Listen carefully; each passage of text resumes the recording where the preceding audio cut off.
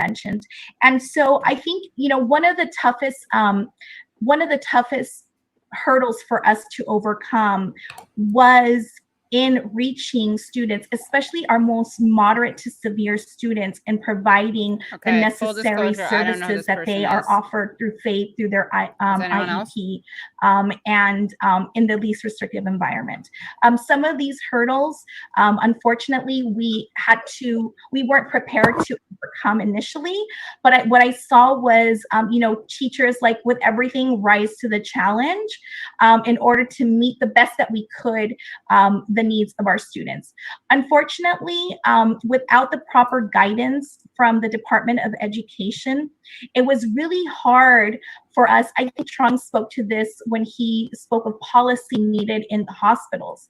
It was difficult for districts and states to provide guidance on delivering remote learning for our more moderate to severe students, or even students with IEPs, because we were awaiting the guidance from the Department of Education.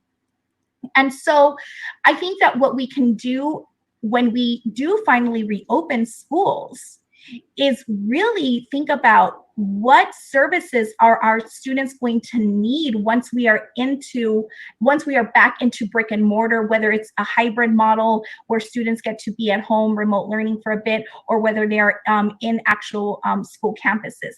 I think that's the more important question, because we're going to see a lot of our students. Okay, first issue is, thanks for joining me. Okay, during this time, who is because this many of them were here? one-on-one, many of them are hands-on. Do you know who that is? I know that's Mayor Bottoms. We're going to need students that need more specific and more time with different practitioners, occupational therapists, speech and language really therapists, etc. And that's why I think it's crucial for us to look at the promise of IDEA.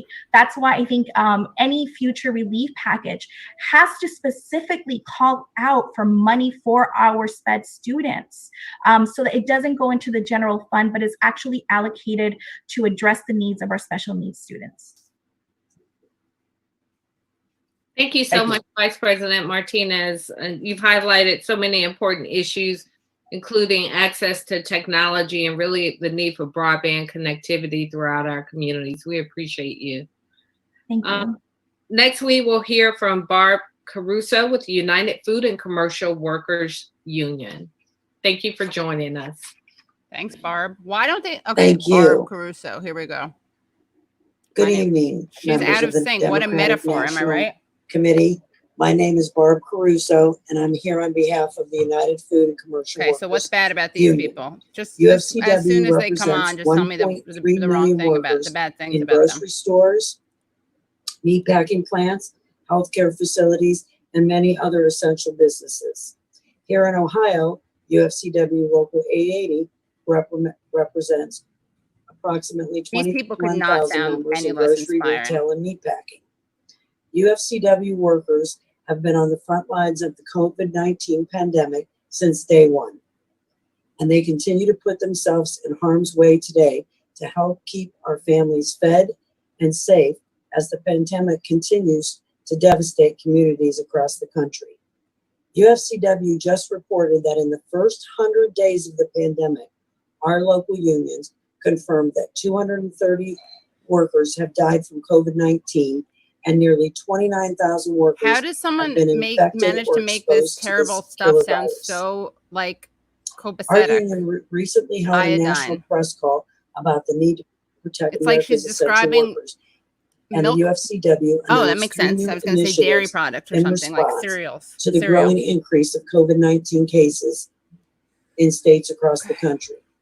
The initiatives to address the impact on frontline workers include reinstate hazard pay and establish a $15 an hour wage for frontline workers, establish a public mask mandate in all 50 states. So boring. I don't even know what to say. Guys, I don't even know what to say about it. Let me see if I can get someone on to come on with me. Workers' infections, which would require companies with more than 1,000 employers to submit monthly reports on workers' deaths, infections, and exposure. Additionally, our union is calling for all candidates and elected leaders to require slower line speeds in meatpacking plants to ensure workers can properly social distance and be safe while they I don't even work. know what to say, honestly. Meatpacking workers What is there across to the say? It's country, just so including boring. the UFCW hardworking members, must be kept safe to ensure the food supply remains stable during this crisis. As the virus continues to wreak havoc on our country, This is we making need a me democratic very platform that not not confident only at all that understands the Dems are going to the win. continued dangers that our members face, but one that will support initiatives like these and protect all frontline workers as they continue to serve our communities across America. We need candidates that understand that worker safety is a priority. We need candidates who understand that this pandemic isn't over and hazard pay must continue along with extended unemployment benefits for workers who are impacted by this virus. This is We weird. need My candidates comments who aren't coming up understand on. that OSHA must work with unions to ensure the proper workplace protections are in place. And we need candidates who I don't even know what to stand for say, guys. I feel bad. I can America's usually make essential things workers by somewhat funny, I protecting think, but I just their don't know what to pensions say. for those who continue to work and Trying to expose edit it so it's themselves to this virus day after day, demonetized because ensuring apparently you that can't make workers money have the off of safe it. I'll and get in trouble. Okay, it's secure off good. retirement that they have earned. As we have witnessed historic shocks to our country and economy these past few months, we have also witnessed the power of workers standing together to make their voices heard in their This workplaces is so to make them painful. better I don't know what to and safer. say. How All many people are across watching the stream? country, I don't know. I'll put in the thousands of stream. workers are I embracing wonder the if more power people are watching that they me have or the when they are DNC thing. united Let's see. by making their jobs better by joining unions I like just UFCW. don't even know what to say about We this. need candidates who Am I streaming support on the Periscope rights of too? I workers to tried stand to. I together want for to. the better wages and benefits Yeah, I think that so. they've earned and they deserve. Guys, this is so With your painful. support, I just we don't can know what to show say. America's Someone help me. hardworking women and men on the front lines of this Guys, virus that they are fix the truly lighting. essential and raise the standards for all of American Okay, Mayor workers. Bottoms here. We're gonna come. Thank you for Look your how time. out of sync they are. I wasn't joking. All right, Thank who's you this so guy? much. Secretary Vilsack has our first question. Secretary Vilsack. Thanks, Mayor. Barb, first of all, thank you to you and your brothers and sisters at the UFCW for taking care of my family and taking care of America's families in terms of providing This quality, guy is like, safe, and you affordable want to hear the food. I think we saddest thing so sometimes take far for is that granted this is the most, the incredible work this that you is all the most do in making charismatic sure guy that we've we seen are on able to feed our families. so far. So first and foremost, thank you. Yeah. And secondly, certainly want to acknowledge that they are indeed essential workers, especially in this time of crisis. Anything interesting Having said here? that, I'd be interested in your thoughts about whether or not your brothers and sisters who are working in these meatpacking facilities, incredibly hard work, whether Let's or see not how boring you the woman feel and they manages to feel make this safe, extremely disturbing, whether they feel that their riveting. employer has done everything that needs to be done. Wait, and has, really? For has real? taken 47 steps people are to watching the ensure their live, safety. the DNC live stream? And That's if not, impossible. what additional Are we steps do beating you the think DNC live the stream? major meatpacking facilities need to take beyond those that you've already addressed to make sure that Okay, now we got in some those dynamic, facilities totally out of feel sync, but we safe got and some secure? dynamism. Can someone take a screenshot if it's really First of all, 47 thank people? you for recognizing the important work that all of these Mayor essentials Bottoms for looks working super are bored, by the doing, way. in their workplaces. And as far as the meatpacking facilities go, there's so many things that are very difficult for the workers So many things that that are people very I don't difficult think to really work. understand Doesn't on she how sound they like, do their she jobs. sounds like Maggie Smith, When you Peggy Smith, process a whatever piece that of British meat, accent. a lot of times from the very first moment it's put into production, everybody has to work until it is completely done and run through all the plants. Phil, can you take a These screenshot? workers work at enormous speeds. I'm often in all of them. And they work shoulder to shoulder. Back to back, So it is belly to very belly. difficult. Well, I don't give a damn because I'm distance. stone dead It's already. That's a impossible. song by Rockapella, the acapella group. Do you guys remember them? They have Probably put don't know who they are. protections I mean in that 'cause place the best It's that not they diss on you, could. it's on me. However, unfortunately, it was a little bit too late. I'm sure that you've seen, all of the articles across the country about how many thousands of meatpacking workers have contracted the virus or tested positive for the virus, because often they live together. And in all honesty, That's our true. members do not Mayor feel Bottoms, safe. I do like her shirt, kind of. The only thing that really has changed for them is some of the employers have tried to make it much safer by putting up plastic in between them or shields in between them. And I honestly think that the only way to stop the spread in these type of facilities is by lowering the line speed and spreading people out. All right, let's do it. Yes, they probably cannot produce as much as they normally would, but there still would be enough supply. I know. I have mesh to feed America. I truly believe I have that. mesh. Thank you. All right. Next, we have a question from Dr. Allen. Thank you, Madam I Chair. like the bow tie. Ms. Caruso, thank you for being here. Thank you for your testimony. So, by the way, the And thank you context for for your this is that 45 they, years of service according I read, to UFCW. someone We who's very much actually, appreciate that. let's see. I where is come this? from Let me- Delaware, and we Delaware. actually have a significant footprint, as you know, and have faced many of the challenges you've outlined in the lower part of our Is state. it true that more people are watching here. our live stream than the My DNC? question is really on what I think is Gotta too like my Dave under, Cross, guys. to Not the too proud to mental health, beg. the To toll humble it's brag. taken on the mental health of your brothers Look and at Bree, sisters. she's so cute. What experiencing. Can you talk a little bit about that as it relates to Oh my God, Room their Raider, are you morale kidding me? and the ill effects of not being able to do some of the things you've outlined? I on didn't their know what mental Room health Raider and was until any like a week safeguards ago, that, actually, when you would recommend Omar for anyone. Wasow told us about it. I do believe that their mental health is suffering, especially You when think? they find out You think their mental that health is suffering from? someone Maybe that that's they a really good either insight. rode to work with, because many of them This woman carpool, is sharp. This is the or type ride of vans to labor work. leadership and so they're that in we close need. contact, even though they wear masks. We Inspired, made sure we provided original, them to them early on. insightful, says the But they things that get a no one letter else will from the say. local Wait, health why is it department. turned off? Through the tracing, and they're Yeah, I told know. that I don't know how to make this necessarily fun. the I name need of the someone to person, like but they're come. told that they I were don't in know. close Let's see. contact This may be too for deadly an to turn into exposed amount anything of fun. time to someone that has tested positive. It's a big challenge. It's a big comedic And the challenge. letter says that Let's see. um, I feel like I you needed to should be on way more quarantine drugs or for something. 14 days, and then it gives a Well, list of things I'm not on they any should do drugs. during I these don't mean 14 so when I days, which is say pretty much just stay at home. more drugs. I'm not on any And drugs right now. if they don't do that, they could be up against some criminal We charges. have to figure out a drinking game for this or Well, something. a lot of them don't even understand that. The first people they call is us, because Okay, the this is a local woman health talking department about sends like an letter, epidemic, but they're right? still mandated to Like go an to epidemic work, within the within by an their epidemic, employer the next day, which is because the of the order that neglect President of Trump has put into place. thank you, And Mike, which is the neglect of we have to explain that to them. We of explain, these workers. the difference between them and a This worker makes at me, a different like, type of pro facility that is told Corona, to stay home pro for 14 COVID. days. That's how bad To be this sure is. that they're well, If she we have doesn't, to explain it's it to not so them, much and then coherent. They need spend drugs at the meatpacking next plants just to 2 put up or the drugs. 3 No, but weeks seriously, in let's. fear. Anyone have anything serious? Let's try to make a better that they're going to discussion. I mean, have not to set the bar too low, the but let's try to virus. make a better discussion.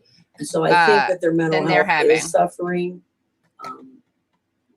Out of sync, very much deadly so. boring. and You I know, you believe that couldn't they even should make have a form of mashup to benefit this. I know we need to drink. This lady is with a help UFC, to be able to right? talk No, with someone yeah. about those United things. Farm. No, what is it? Someone tell. Thank Okay, you very much. that was funny. It looked like she was talking. Thank you. Who Our is final question for Ms. Caruso is from Caruso, President United Food? Applebaum. What is it? United Food Service Workers. I Thank you, believe? Mayor. Barb, it's good to see you. It's good to be with a sister from the UFCW today. And I think you made a lot of important points in your testimony. I know how horrific conditions can be at I don't mean to mock meatpacking this. plants, It's just that it's so boring. including and especially poultry processing plants during this period. You spoke Let's about see. the line speeds, and it's my understanding that in the plants you represent, I know. Let's try to the find line out speed people could be like. as fast Why don't as we put in 146 trivia chicken about these people? going down the line in 1 You know, I minute. should have gotten on this is to talk And about that was has terrible let's impacts get some for some people, especially give me some during gossip this about these period. people. My question I mean, for the you UFCW, I is believe they really endorsed this. Hillary Clinton, obviously. The Trump administration All right. has actually waived the line speed for many plants. Okay, that's Barb. Meaning that the Caruso. plants can operate their Caruso. lines faster than 146 birds a minute, when it seems like we should be doing the opposite, slowing them down. Do you think that was a mistake by the administration For the love to of waive God, line I need someone to come onto this make because the I have lines no go idea even how to faster? And if we were to slow down line speeds, would we be able to protect workers not just from COVID-19, but from other health and safety issues as well? Thank you. Thank you, Stuart. It's great to see you again too, brother. What you just said is I think the labor movement thinks that for every time that they, we should drink every time someone panders and eliminate the line you know, in order to avoid the substantive UFCW has been fighting for several policy. years So brother, to slow them down in the first place. That's pretty good. And now during this pandemic and with so many people being out, it even makes it that much more difficult for the workers, which creates even more injuries because these are repetitive motion jobs. So there are very many similar injuries constantly. So I would not say it was a mistake. I would say it is absurd. And I would like President Trump to go work in a meat processing plant for just 1 hour to see if he could do it. I'd like a whole day. Because it's already difficult even before the virus. So yes, it was more than a serious mistake. Well said. All right. Thank you very much. Thank you. This may be the Next, worst we will hear from Silvana Salcido Esparza. Oh my God, dude! Who is the chef at the Barrio Cafe Gran Reserva. And my apologies if I didn't get that right. Yeah, you definitely didn't get it right. Buenas tardes, alcalde, and members of the drafting committee. Okay, this woman is good. She's definitely Mi nombre the es best Silvana Salcido speaker so far. And I'm an award-winning queer chef and restaurateur from Phoenix, Arizona. See, if she were straight, she couldn't get away with that because it would have just been a brag. But this nomination is like, okay. to the James Beards Award. Don't know and this time I'm a finalist during the pandemic. I'm a finalist for the restaurant that I had to close because of this pandemic. Ironically, right? Yeah, it's very so ironic. I was forced to close because I think maybe I had to close the little restaurant to save my flagship 18-year-old restaurant, Barrio Cafe. Where is this? It was Phoenix, right? For 18 years. I like this woman. She's my favorite so far. Blazing restaurant. So I'm sitting here looking at this pandemic. I know how to deal with health issues, with food, but a pandemic is something I'm not prepared for. So I looked for leadership and there was none. So my business partner and I hashed out a plan. We temporarily close both restaurants. I start up a community kitchen and she goes off and manages any programs that may arise because of the pandemic. Didn't it sound like she was going to say she goes off? We paid our employees to stay home like and stay safe. Abandoned her in some way, but no, I guess not. We paid the core employees out of 43. We paid 23. I don't know what a super sticker is. Is this something I have to look at on YouTube? As time passed, it became obvious and that this was not going to be a sustainable business plan for us. So then what happened? So we made the painful decision to close our award-winning and culturally important restaurant, Barrio Cafe en Gran Reserva. We were forced to close because on a Friday, with a Monday appointment, the government said, no más dinero, no more, that's it. So on a Saturday, we closed the restaurant to save the larger restaurant. No more PPP money that Trump himself had promised to all of us, not just the elite and the privileged. So for a minute, I thought, is this really going to happen? And, you know, I'm a Latino-owned business owner that has been left out to dry in this hot Arizona heat where I'm from. In fact, where I'm from, we're ranked last in administering the PPP money by the SBA. We are, speaking of Arizona, I just want to point out that it's been over 100 degrees for weeks now, and our COVID rates have been Guys, I going have a very up exciting for weeks now. announcement, which So is that this we're about to bring totally in a live points guest, to the and lack this of is the leadership. person who I heard You know, about the I DNC Platform realized Committee that through, because as she Donald Trump was mentioned, using there this was no advance one warning. more And her way name is of R.L. Miller. She's the fanning political those director at flames Climate of Hawks. systemic Vote and a racism DNC and that member-elect. cronyism. Welcome. You know, I got the Can you hear us? door closed in my face. And it wasn't because I cried in public, because I closed my beloved restaurant, that I got a larger restaurant. You know, we're having a resurgence because of lack of leadership. That's the end of that story. And because the community at large hasn't known what to do. So they've been walking around without a mask. They've been thinking it's okay. But it goes back to the lack of leadership. Very excited. R.L. Miller joining us very shortly. She's here in spirit, but just making sure the audio works. And again, goes she's back the to those essential she's workers, the source right? for The this. meat plants, the restaurant I'm going to link to workers, her tweet. The people who pick your produce. Can you hear me okay? Yes, we can hear you. Yay. Awesome. Thank you so much for coming. Is going to bear the brunt of this virus? This is so cool. So like I feel very privileged to have you here. We've been doing it for years. Can everyone hear us? And now want to make sure that everyone can hear. To really put can the everyone weight hear? on this. Just write in the comments. I remember leadership in a former administration. I remember the Recovery Act. Let's see. Let me lower this a little bit. Although this is the best person we've heard, I think, so far. And you know, during a pandemic. Let me just share this with let's see. Oh, we got another guest too. This is very exciting. I'm gonna just shut off the audio for a little bit, for a second. Let's see. I have to say that systemic racism is obvious, and during this pandemic, is this still playing audio? Came out. And yes. Told the world what they're made of. All right. So I was trying to pause it. Absolutely. See, Thank which you. I can. Our first question is from Congresswoman Garcia. RL, do we want to hear this, or should we just talk over it? Silvana, and thank you for your comments. You certainly have given us a lot of food for thought. Do or don't. Regrettably, you know, I did Google your restaurant, and I'm I gonna saw stop that sharing. Okay. Oh my gosh. All right, let me close these things. Sorry, I thought. Okay, here we go. Great. That felt great. That felt great. Okay. Thank you so much for joining us. Wanted to give you a chance to share, because you were the person who I saw tweeting this out. And it basically about how the lack of transparency that's occurring right now. So can you tell us your thoughts? And again, thank you so much for joining us.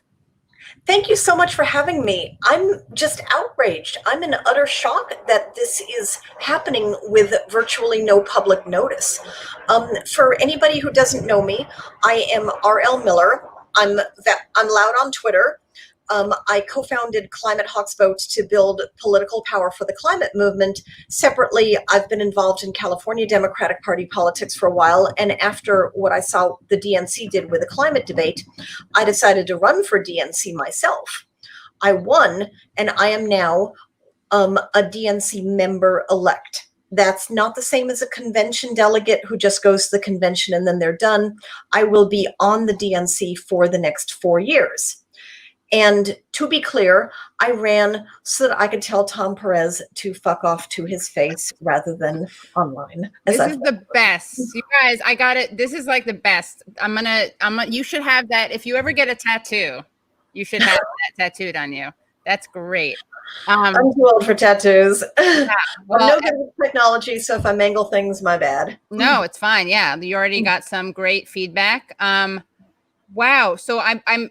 Have you been able to say that yet, or are you still getting into the? Have you been in the same room with him? No, I found out through, they put off even counting the votes for 2 months because of the virus. I found out in mid-May, and we had our first, normally what happens is they have an orientation call immediately after the end of the convention, but this year nobody knows what's going on. We're not going to have a real convention. And so they held an orientation call for us. And the DNC is so, they love their secrecy so much. And that's just a recurring theme with them. Everything is top down, everything is secretive, like with this hearing that's going on right now. But we had our first orientation in the way of a Zoom call. And I assume everybody here has been doing Zoom calls once or twice. And rather than set up the whole Hollywood Squares checkerboard where you could see everybody's faces, it was just the PowerPoint presentation, no chat. I had no idea who else was on the call. So I asked them to please make the next call public for what that's worth. Wow. And at least let us know who else we're talking to. Yeah. So what time can you, I saw your Twitter thread on this. How did you find out that this was even happening, the DNC Platform Committee meeting? And how does this compare to the way it was done in 2016? So in 2016, they did 8 full days of platform hearings. They went to Phoenix, they went to, I don't know, St. Louis, or, and they listened to people for 2 days straight, which is what I was expecting them to do, possibly via Zoom calls, rather than obviously public hearing, but, make an effort to engage with the public. So I'm on the advisory board to the brand new DNC Climate Council, and the Climate Council, led by Michelle Dietrich, who's a Bernie-crat, came out with its own platform policy recommendations. And to be clear, this is not the official DNC platform. This is just a different set of what we think the platform should look like. And it's bold and it's visionary, and it's really fierce. It's been endorsed by Climate Hawks Vote, among many, many other groups. And you guys should check it out at dncclimate.org.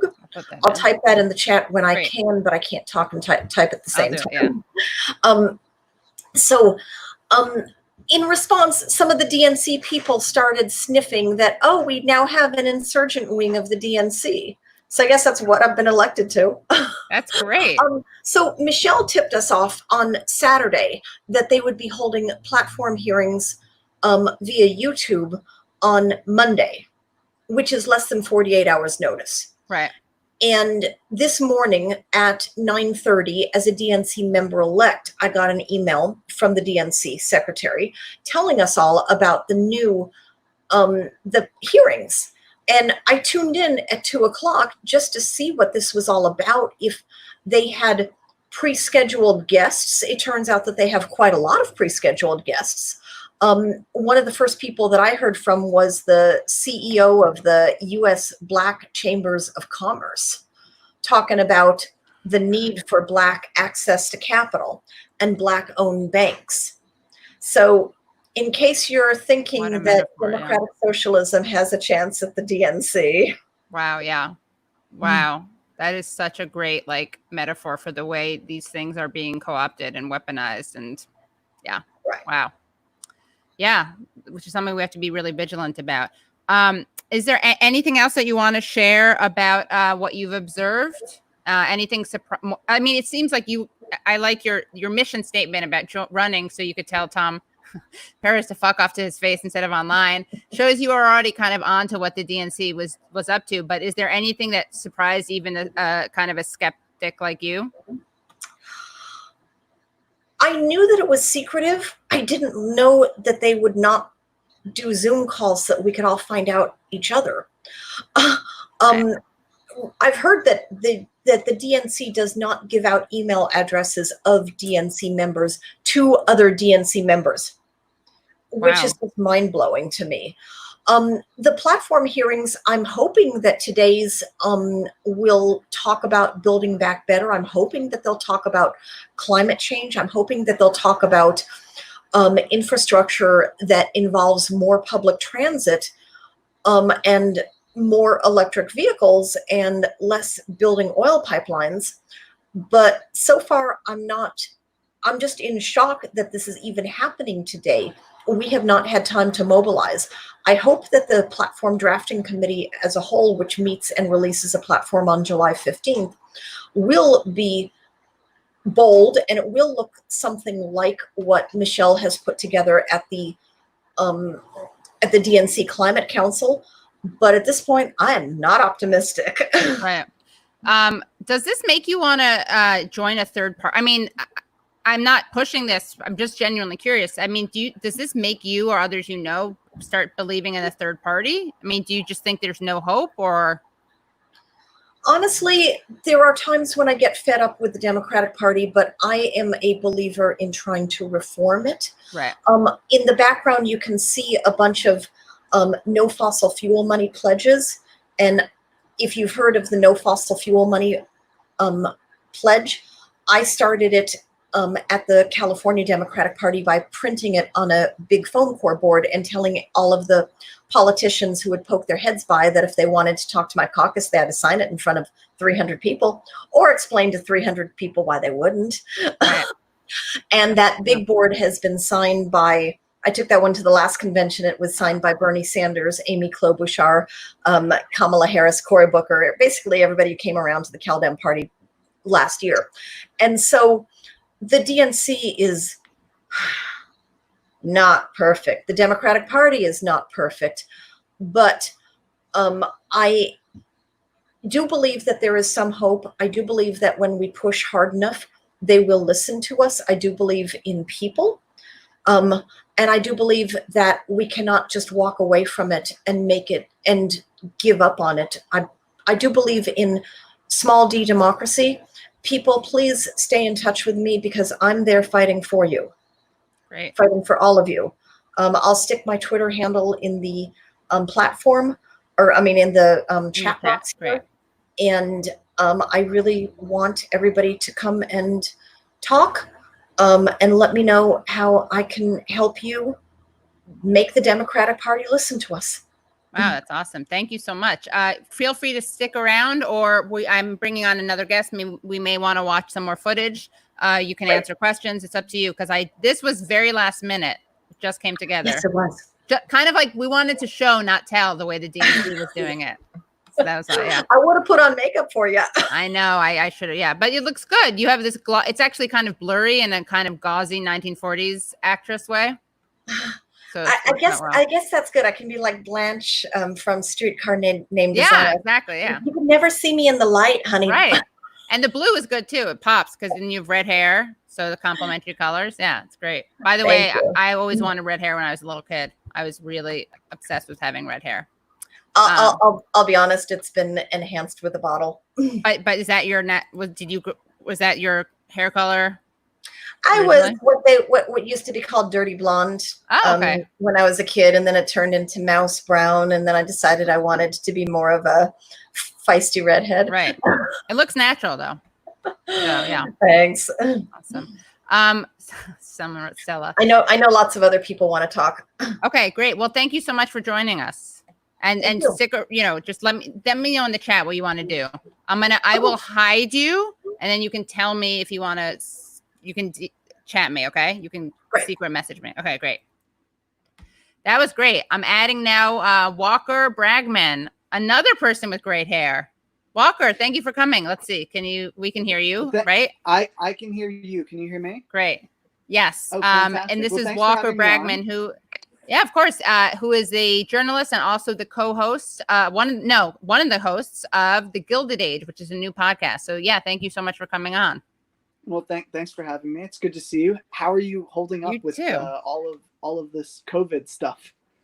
Well, I mean, I'm just happy that we have the DNC platform committee meetings to watch. Should we watch some of those and do like some live commentary or what? Yeah, absolutely. All right, let's go. Let's open this thing up again. Share screen, Chrome tab, share audio, and where do we go? DNC. Let's see. Hold on one second. I think I closed the window, which was probably a Freudian. I don't even know if I'd say Freudian slip, but let's see. Where is it? I retweeted it. I had to find it. Come on, Katie. Aren't you excited to see how they come to the conclusion that we can't have Medicare for all? Yeah, I am. Last time it was great. Do you remember what it was last time? It was that guy, some Arkansas guy, some Clinton person who was talking about why Medicare for all couldn't work, but there was something great about it. I don't remember what it was. All right, let's see. Let's go. Let's see what we got here. Oh, I like this woman. Guys, this may be the best person. Barbara Lee. Of course, we just missed her. Thank you for your interest. Thank you. Thank you so much for representing Atlanta so well. It's a pleasure. We just missed like the best person. I'm sorry about that. All right, please join me in welcoming Peter Rickman with the Milwaukee Area Service and Hospitality Workers Organization. My name is Peter Rickman, and I'm the president of the Milwaukee Area Service and Hospitality Workers Union. On behalf of our members, let me welcome you virtually to. What happened? It's like we missed Barbara Lee, but a very charismatic person got silenced. It seems like they may be having technical difficulties. Right. Maybe this is time that they get on board with broadband net neutrality, right? Yeah. Not with Biden at the top of the ticket. Yeah, I was actually going to ask RL. I don't know if I wanted to talk to her about the differences between the Dems and the Republicans on climate change. Well, and then we'll come back to Mr. Rickman. Thank you. I feel like we're in sync with the DNC. So I can get started? Yes, please. Yes, please, RL. Thank you for inviting me to discuss the impacts of COVID-19 on frontline transportation workers and the need to ensure frontline workers are made whole for their sacrifice during this time. My name is Tom Shaw, and I'm a bus operator for SEPTA in Philadelphia. Okay. RL, is there anything you'd like to share about the client, what you want from the Dems, what you would like to see? Well, this is sort of obvious, but climate action, as well as action on so many other parts of our platform. And I am a Democrat because I'm a climate activist, and I'm a climate activist because I'm a Democrat, and I cannot separate the two. Black lives do matter. Science does matter. We need to get this turned around within 10 years. And when Joe Biden talks about coming up with zero emissions by 2050, let me be really blunt here. He will be dead by 2050. I may be dead by 2050. You may not be. You look much younger than I am. No, I cross my fingers for you too. Yeah. But when we talk about 2030, that means that whoever is president from 2020 to 2028, Joe Biden and his VP, will be in charge, and they will be responsible and accountable for much of what happens in the next 10 years. And so we need to talk about 2030, partly because the science tells us to, and partly because that's the way we hold our political leaders accountable. When they talk about 2050, let me let you in on a deep, dark secret. They are blowing smoke. They have no idea how to fix it. They're just kicking the can down the road. So tell them 2030, be fierce about that. That's just a very, very broad top line thing. 2030, Green New Deal for all.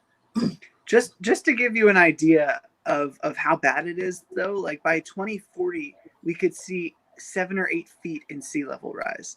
Like climates that we haven't seen since like 3 million years by 2050. So it's, we talk about decarb. Let me spell this out. I'm a Woolsey fire survivor.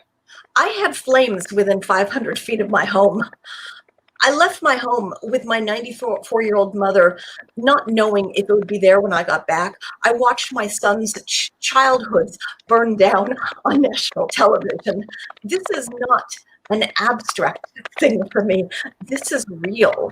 This is right here, right now. And so when I say that climate change is threatening places that I have loved in California, it burned down the place where I got married. It burned down my son's preschools and their soccer fields. And I'm sure that people in Iowa have similar stories about floods, and people in New Orleans. Don't even talk to me about New Orleans. This is not 2040. This is June 29th, 2020. Right. Sorry for getting choked up, but this is no, yeah. Yeah. Sorry, oh, you muted yourself, Walker. Do you want, okay. I'm just trying to figure out what that crackling noise is. Yeah, me too. That's why I muted you. Yeah. Yeah. Okay. So, but is there anything concrete that you would like if you were asking Biden to adopt any particular platform? What would you have him do? Green New Deal. Green New Deal. Okay. And do you think that there's the political? I mean, I don't want to say the political will, because that's of course a question of how much organizing there is. But you're not optimistic? You said. You think there's anything that could happen to move the Democrats in the correct direction? These primaries are very good. Get involved in the primary races. We're trying to flip the Senate just like everybody else in the known universe. But pay attention to the House races, because not as much attention is being paid to them. And we can get some good, solid climate hawks flying under the radar. My group played a role in helping to elect Sean Casten and Mike Levin, and they think that they're the only two climate hawks in the House and they need allies. Anyone you're endorsing now? Right now, so we've endorsed Andrew Romanoff in Colorado. Great. Yeah. If you are listening to this and you are in Colorado, vote for Andrew Romanoff. Let me spell that one out. Yeah. I don't know if I'm allowed to get that political on your show. Oh, of course, please. Yes, okay. Of course, yeah. Vote for Andrew Romanoff. Period. Full stop. Yeah, we would love to have him on if he wants to come on. Put him on the podcast. Yeah. I can send him a message. Great. Awesome. Yeah. And he's of course running against Hickenlooper. Frackenlooper, right? Who's yeah. Wow.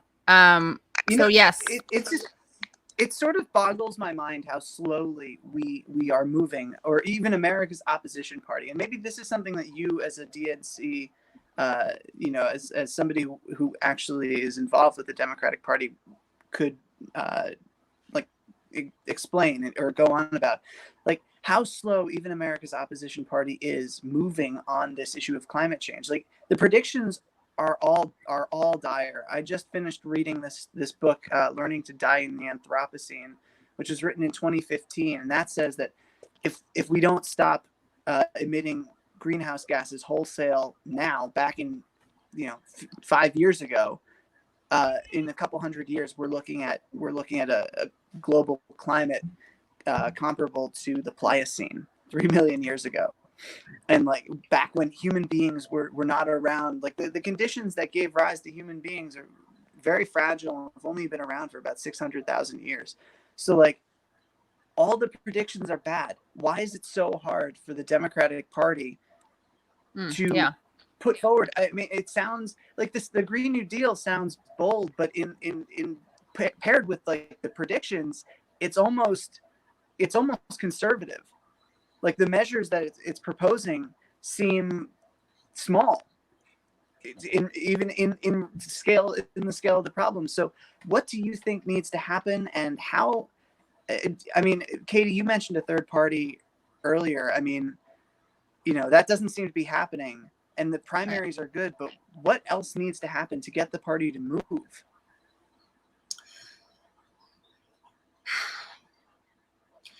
We must not hope for more tragedies.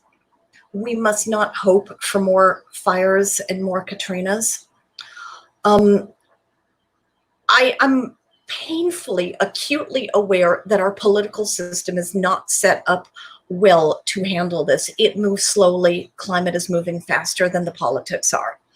But at the same time, when our system decides to move, we can move pretty fast on Black Lives Matter. We did move pretty fast on gay marriage. When I joined the party, that was considered an impossibility and political suicide. I've only been active in Dem Party politics since basically Sarah Palin was Sarah Palin brought me in the same way that Donald Trump brought in a lot of other people. She was your gateway Republican into the DNC. Yeah. She's the same age as I am, community organizer mom, and she was a hockey mom, and I'm a hockey mom. And I was just going, this lady is so unqualified. Yeah.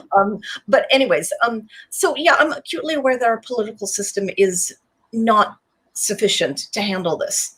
All I can say is that we still have to keep plugging, because the alternative is to give up, and to hope for the moment, whatever that moment may be, that sparks rapid change. We have to keep fighting for it. We cannot give up. All I can say is, yeah, there are days when it's very difficult to hope, but I'm not going to give up. And what are the ulterior motives? I mean, I know people have a sense in general about this, but like, what really is what are the things, and I would love to hear from both of you, that make the Democrats not embrace this? Like, what are the material incentives for them? You mean besides money? Yeah, I mean, I guess, can you explain a little bit? I mean, everyone knows donors, but is there anything in particular, like a certain, industry or certain individual or corporation that you just want to highlight? Two things. First off, the Democratic Party is very beholden to labor. Mm-hmm. And yeah, I do love my friends in labor. The building trades in particular are a little too closely allied with the fossil fuel companies, and they throw up roadblocks. The climate people tend to be at this end and the labor people at that end. So, and Democrats as a whole respect labor. And the renewable energy has not done itself any favors by not becoming unionized, by the way. If the renewables, I mean, if you're big enough to be publicly traded, Tesla, you're big enough to be unionized, Tesla. Right. And second reason, though, is that the Dems have an incredible number of different people pushing them on different things. Right now, it is Black Lives Matter, which I wholly agree with and I fully support. Gay marriage is another example. And so you have a lot of different interest groups screaming from the rooftops, we have children in cages. We need action on immigration reform right now. And I cannot disagree with them, because children in cages is horrendous. But because people tend to see climate as something that's going to happen in 2030 or 2040 or 2050, it gets kicked to the back burner. And that's why I'm sorry for interrupting you, Walker, but that's why my voice is to tell people that climate change is right here, right now, and it needs just as much attention as the kids in cages. And so it's just difficult to progress in one direction when you're being pulled in 500 different directions. Yeah. And that really is like such a shame. I mean, because obviously workers need to be protected. I mean, we heard from one of the most, I don't know how these people have such a deadly speaker, so boring, but someone from the the food, what is it, UFC? Talk about how terrible it is in these meat plants, and the issue of climate and labor are so interconnected, but they are presented as if they're a zero-sum game. Right. Well, I also think that part of the problem is the scale of the problem. Like, climate change is something that, I mean, climate activists love to point out that, a handful of companies are responsible for most global emissions. But at the same time, like, the lifestyle that we all lead is contributing to the problem. I mean, to give you an idea, like, even the internet, just maintaining the internet, keeping it going, that's 10% of the world's electrical production right there. Just every time you check your email, every time you have one of these, we are right now warming the planet. And the science in terms of tackling the problem just isn't there. Like, carbon capture is not working. Pulling CO2 out of the air, we don't have the technology for that. Cap and trade, it's not going to work. It's not enough. It's not enforceable. too little, too late. And carbon taxes, how are you going to have, first of all, how are you going to have any international agreement on what a carbon tax should be? And incentives probably aren't enough. And then renewables can't do the baseline energy yet. Can I respond to that? Yes, RL, sure. Please. Katie, you've got a few viewers in California, I'm guessing. Yes. Right now, it is 4:50 p.m. in California. The sun is shining. Want to take a guess as to how much renewables are powering California right now? No idea. 20%? Walker, what do you think? Right now, this moment in time, 56%. Do you see my internet flickering? Do you see my light bulbs going out? It's been higher earlier in the day, but right now California is running on 56% renewable energy. When we've had some windy days, it has been as high as 80% during the daytime. We're still working on solving storage, but California is figuring out the electrical grid. And California is actually, I hate to sound like a California booster, but look, I am a California booster. We are showing the world that this can be done. It just needs a real lot of political will to get there. And it needs a ton of money and heavy investment. I'm not trying to say that we shouldn't be pursuing this technology. We should, with everything that we have. But as it stands right now, like we needed to stop emitting greenhouse gases 5 years ago. Like the idea that we already have 2.7 degrees of warming baked in, and like into even any solution that we have, we're already going to deal with unprecedented climates within my lifetime, within your lifetime.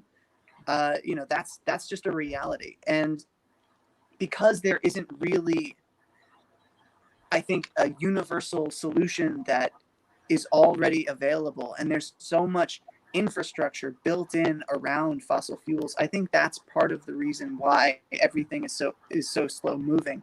And you have such a lack of imagination in DC on both sides of the aisle. Like it's a massive problem, and people don't, like, as you said, people think of climate change as something that's going to happen in 20 years or 30 years. It's happening now. It's been happening, and it's going to keep happening, and it's going to keep getting worse. And I don't know. I think that sort of is why the Democrats in particular are so reluctant to embrace change, is because there's already so much. It's like entering a room, right? And the room is totally messy, and you don't even know where to begin cleaning. Yeah, but I mean, we've seen historically, like RL brought up same-sex marriage, right? All these things that there's such a, there's always this conventional wisdom that something just isn't doable. And I think that, Nelson Galvan just said we need World War II mobilization. I do think that, sure.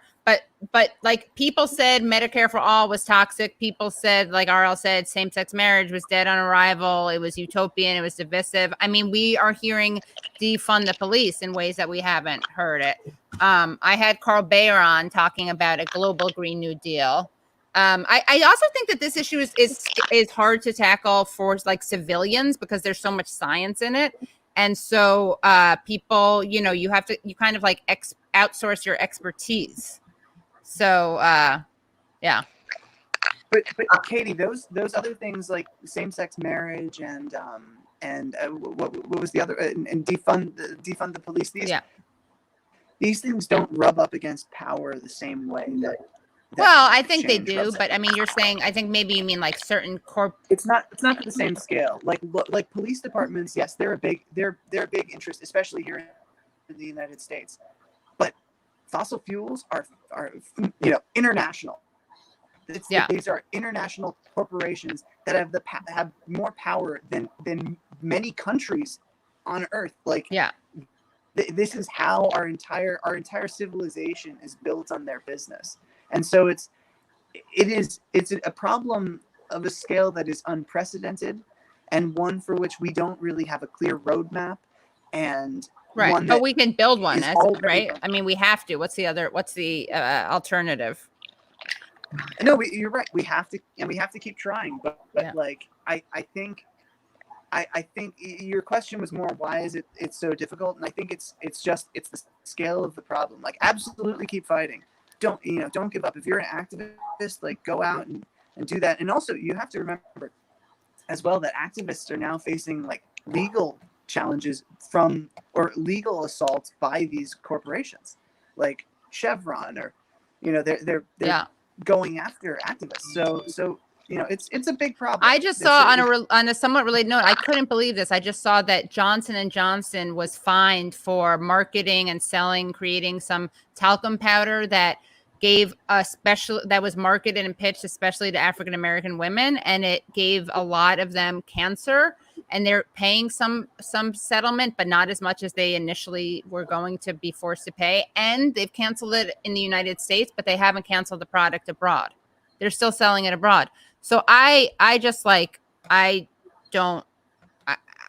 mean, I think that somehow I do think that, not to sound utopian, but I think that like somehow we just have to get human stories to translate into outrage, and which then puts pressure on people to, I don't know. I mean, of course, we need to dismantle capitalism. That's yeah. Really well, sure. Yes. No, but in like a serious way, we need major wealth redistribution. And if the political system isn't up to that challenge, we are in for a world of hurt. I do think there will. Yeah, I do think we are at a kind of tipping point. RL, any final thoughts as someone who's in the movement and holding Tom Perez's feet to the fire? People ask me, how can you can't fight the DNC? It's too established. It's been around too long. It's too much institutional power. How can you take them on? You're just one person out of 447. And I say, I fight oil companies in my day job. What's your day job, by the way? I run Climate Hawks Vote. I'm the political right. director. Yes. Right. Yeah. So I've had on Brad Johnson on the show. I fight oil companies for my day job. Tom Perez, piece of cake. Yeah. Right. Or something. Yeah.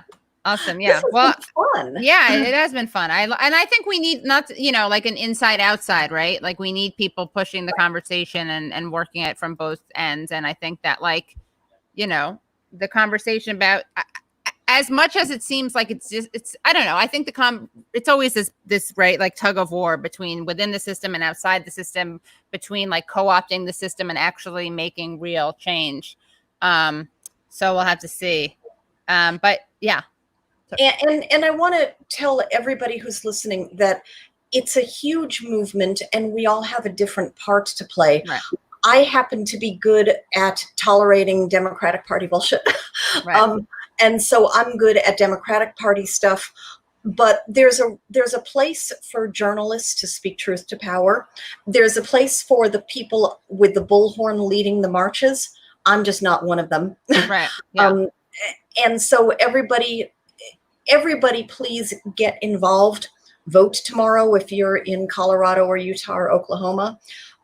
Get involved, stay involved, find your own place, your way in which to become involved, but don't just turn your back. Yeah. And I do think that, the discussion that Walker's having, like that also does have, the demands that you're making, Walker, about capitalism, I mean, trickle down. Like that moves everything to the left. And, so I think that those are, they go hand in hand. God, I sound so like kumbaya. That's so not my lane usually, but thank you guys so much. I didn't mean to be so doom and gloom. It's just, it's bad. We have a responsibility. We have a responsibility to really to mobilize in a way that we haven't seen or haven't done in maybe our history. I mean, this is the biggest challenge humanity has ever faced. Yeah. Ever. Let's get on it. Yeah. we I are like in the that middle Walker's of the youngest one, and he's like, no, it makes sense because I don't mean that in a dismissive way, but it's funny. There is this, it's like, it's a combination. It almost seems jaded, but it's actually more hopeful in a way. It's interesting. Yeah. Well, yeah. Look, this is the reality of the world we face. We're in the middle of an extinction that's brought on by human activity. It's 40% of amphibians. A third of reef-building corals. That's bad because 25% of all marine life lives in or around coral reefs. 1/3 of freshwater mollusks, 1/3 of sharks and rays, 1/4 of all mammals, 1/5 of all reptiles, and 1/6 of all birds. Like this. Sorry, we're doing an episode on Gilded Age on climate change coming up soon. So I have all this. I have all my great. Yeah, my you should have RL on, and it's just staggering. Yeah. The damage that we are doing, and we have got to stop. Yeah. And I'll just leave you with this: birds are dinosaurs. They survived the worst day on the planet Earth, and they made it through, and they survived to this day. And we are killing them off unintentionally. Yeah. So have a little more appreciation for the birds. Okay. So Walker, the bird lobby. Yeah, exactly. Includes the climate hawks. Yeah. And the koalas. If we needed better PR, I mean, I don't know how much cuter you can get than koalas, but yeah. Anyway, we'll do a different episode on Australia. Thank you guys so much for joining. Make sure you follow RL and Walker. I'll put the links to them. And support the show on Patreon, patreon.com/The Katie Halper Show. Thank you. Bye, everyone. All righty. Thanks, guys. This was an unplanned one. So, just wanted to, we tried to make it fun and make fun of the Dems, but it was just so painful that it wasn't even doable. But yeah, this was great. Thank you. And Wednesday, I'll be doing a show. We'll have Nando Villa back in the house. And then Sunday. Okay. Bye, everyone.